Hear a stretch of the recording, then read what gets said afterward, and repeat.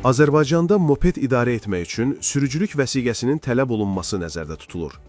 Oxu Az reporta istinadən xəbər verir ki, bu, yol hərəkatı haqqında qanunda dəyişiklik edilməsi haqqında qanun layihəsində öz əksini tapıb. Sənəd, Milli Məclisin Hüquq Siyasəti və Dövlət Quruculuğu Komitəsinin bugün keçirilən iclasında müzakirəyə çıxarılıb.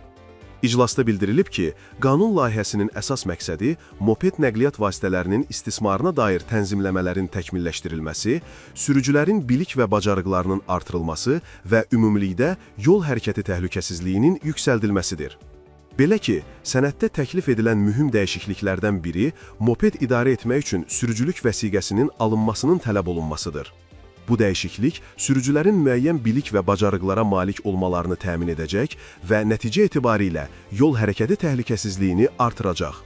Digər edilən təkliflərə görə, moped nəqliyyat vasitəsinin anlayışı daha dəqiq müəyyən edilməsi, mopedlər dövlət qeydiyyatına alınaraq uçota götürülməsi nəzərdə tutulur. Həmçinin, qanun layihəsində mopedlər üçün əvvəllər mövcud olan yalnız yolun sağ kənar zolağı ilə hərəkət etmək tələbinin aradan qaldırılması nəzərdə tutulur. Bundan başqa, sözü gedən qanun layihəsində motosikletin və mopedin uzunluq və ya eni üzrə qabaritlərindən 0,5 metrdən artıq kənara çıxan və ya motosikleti, mopedi idarə etməyə mane olan yük aparmaq qadağan edilir.